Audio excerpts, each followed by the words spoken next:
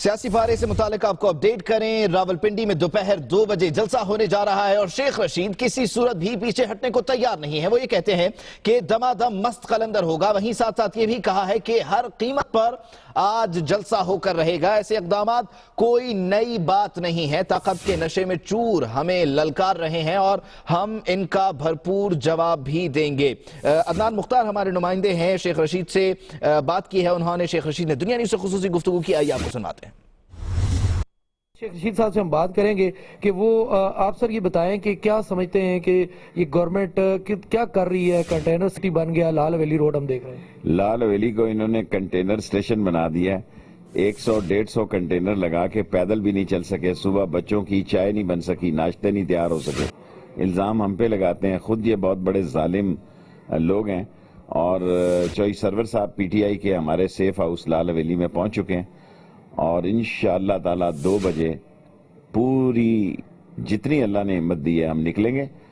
اور انہوں نے جو کچھ کیا ہے، میری ساری سیاسی زندگی میں ایسا کبھی نہیں ہوا۔ ایوب خان نے نہیں کیا، بھٹو نے نہیں کیا، یایا نے نہیں کیا، کسی شخص نے اس طرح کا رویہ نہیں کیا کہ ایک سڑک کے اوپر اور لال حویلی کے اوپر 40 کنٹینر ہیں اور 150 کنٹینر لگے ہیں اس وقت جو ساری سڑکیں جاتی ہیں۔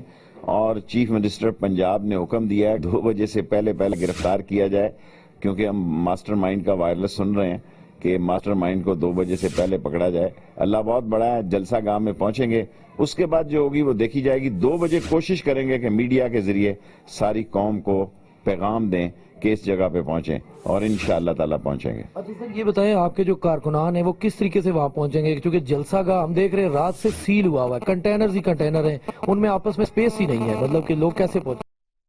دیکھیں، ہم نے لوگوں کو کہا کہ وہ دارالعلوم تعلیم القرآن مولانا اشرف علی کے نماز پڑھیں، حسین الدین شاہ صاحب کی مسجد سبزی منڈی میں پڑھیں، وہ 2 منزلہ مسجد بھاوڑا بازار میں پڑھیں، وہ مولانا ستار صاحب کی مسجد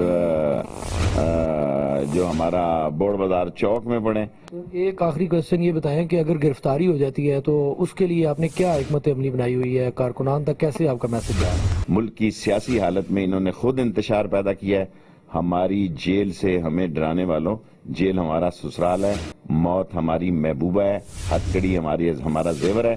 2 بجے ہم نکلیں گے، نتیجہ جو بھی ہو، گرفتاری ہو، گولی ہو، ریل ہو، لاٹھی ہو، نکلیں گے انشاءاللہ۔ جی دیکھیے، بالکل جس طرح شیخ رشید صاحب ابھی نماز جمعہ کی بھی تیاری کر رہے ہیں اور ساتھ ہی ان کا یہی کہنا ہے کہ 2 بجے کے بعد یہ ہر صورت نکلیں گے، چاہے اس کا نتیجہ کوئی بھی ہو، گرفتاری ہو، اور اس تمام تر صورتحال پہ وہ کارکنان